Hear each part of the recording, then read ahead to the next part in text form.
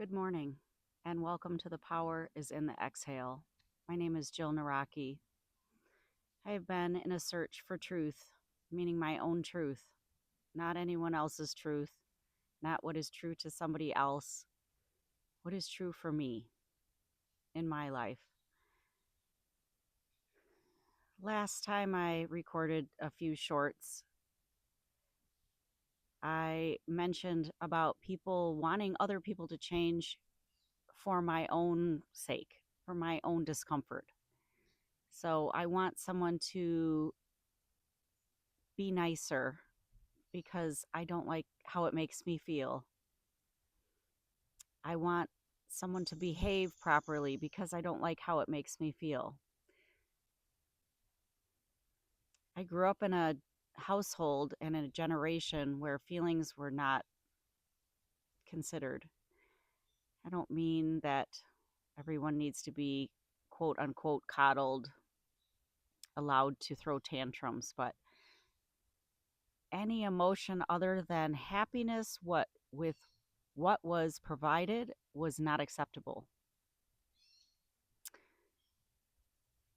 Anything that was not in support of the family was, or what the family wanted to portray, was not acceptable. So that means truth that didn't support the narrative, and it meant feelings that didn't support the general theme, I guess you could say, of the family. Now, this is not because of anyone's lack of love. There's no blame. It's just what it is. That's what they learned. And we only can come forth in this world with any of the wounds and the baggage that we carry, and also the tools and knowledge that we carry. So the more we are in touch of with ourselves, the more beneficial we can be to ourselves and the world around us. So the power of the exhale is just an encouragement to look at how you have acted or reacted, or where your patterns of beliefs and behaviors come from, and learn new tools. There's so many free resources out there if you want to know, but if you don't sit with the ugly truth of how you have operated in the past that you are not proud of, instead of trying to bury it with accomplishments in another direction, it's kind of like a smoke screen. Oh, look, I'll help volunteer here because look, it shows that I'm a good person. When inside, yes, it's very good to help other people, but if you're not taking a look at yourself and helping yourself, you're really not doing your general world a good service. So it depends on how you are serving others. If you're serving others because of your own lack or your own fear, then there's something disingenuous about it. Yes, the service you're providing is wonderful, but if you're not willing to look at where you need help in growing yourself, then that's when you have discrepancies. And your body knows this. Your mind and your body know this. So, for instance, for me, is I grew up in a household where people pleasing was rewarded. I am very good at feeling the feeling of a room and what is needed in others. It helps me be a very good physical therapist because I have to be in tune with my patients. But in that people pleasing, I never got to develop my own sense of self, my own sense of my emotions, my feelings about things. Everything was about monitoring someone else's. So, like I said, it isn't blame, it's just awareness. And I tend to lose myself in situations of any sort because I never really had a good foundation. So, this is building a foundation after you've developed, looking at patterns of behavior that you're not so fond of, and saying, why did I do that? Why did I turn a blind eye to a behavior and then I want to blame somebody else for giving me more of the same? So, just a for instance, if I'm in a relationship and I am putting value on how somebody loves me to mean that I am lovable, that I am worthy, it sounds silly to say it because while you're in it, you don't say these things. You just go, oh, wow, this person really likes me. I must be good. So, that in itself, you don't really say that. You never have that awareness when you're in there. It's later when somebody does something and it's not quite fitting what you think should feel good or that feels good for you, but you say, yeah, I'm not going to say anything about how I feel because there's so many other things that are so good about this person or that they bring to my life. So I'll just be quiet. Now that's when things go south. That's when disappointments, resentments, all of that can mount. And the only reason it happens is because you don't have a firm sense of self. You haven't developed that. Does that mean that you can never develop that? No, obviously. Uh, yes, it would be wonderful to do a side by side case study on somebody who got everything they needed when they grew up. But what does that even mean? And everybody's so different. All I know is we can be that person for ourselves. We can reparent ourselves. We can increase the tools in our toolbox, the ingredients in our cupboards for a recipe, whatever you want to call it. We can make our life what we want it. If we stay in victimhood, oh, this person didn't treat me well, this person controlled me. Well, you know what? Not that anybody deserves any kind of ill treatment, but at some point along the road, something happened that did not sit right with the person who is feeling victimized and they ignored it.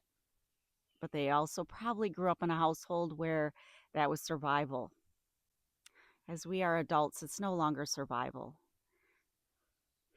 So take a breath. Just sit in the awareness of yourself, how you interact with this world, because literally that's all we have. That's our power.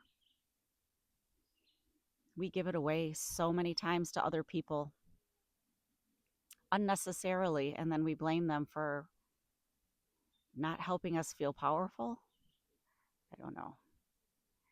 It's a really strange dance, but this is what we're in, and this is what being a human is. So, embracing what is, embracing our truth, making amends when we need to, apologizing. Um, Sometimes we don't even know what we're lacking. And if we go forth in love instead of fear, so if I loved myself the first time I saw a discrepancy in somebody's behavior around me, that I was looking for them to fill a void in me for how much I loved me or didn't love me. If I loved myself, would have said, that just doesn't sit right with me. Can you explain where you're coming from? But when you don't feel safe in your own body and you don't feel safe with your own emotions and your own sense of truth, you won't ask that. You just say, oh, and you just kind of, your worthiness and your worth in this world is defined by what other people see in you.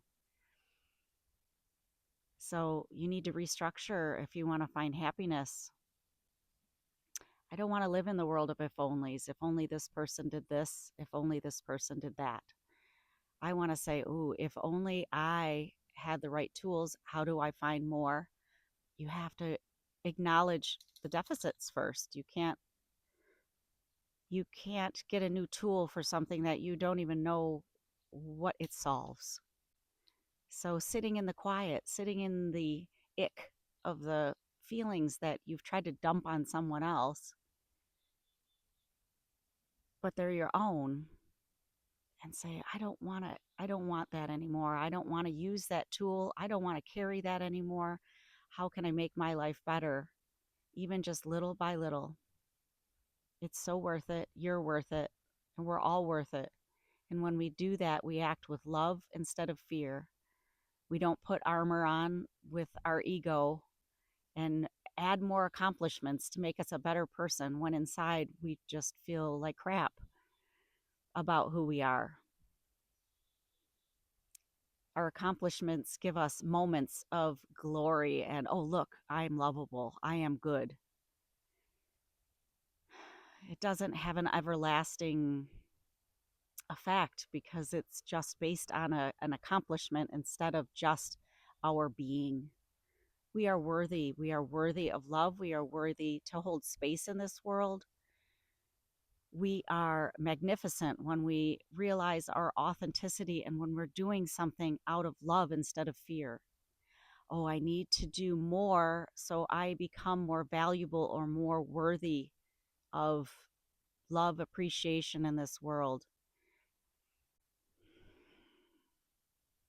It doesn't bring lasting contentment and peace. And then we look to other people to say, look at them. We judge, we put expectations on other people when we don't just sit with ourselves and cultivate the world inside us. So I just welcome you to take a look at that without judgment, without shame, without guilt, just what it is. And then try to figure out, well, what do I need to do to change this about myself to make my footprint across this world a little softer? But you have to know what is missing, or I don't even like to say missing. What more could you bring to your life to enhance it? That's it. To enhance this experience of being a human being while we're here. I'm in my 50s. I don't have an unlimited amount of time, but no one does. Some people think, oh my gosh, how did I get here? I'm such and such old. That's just not being present for the time that you're here. So be present.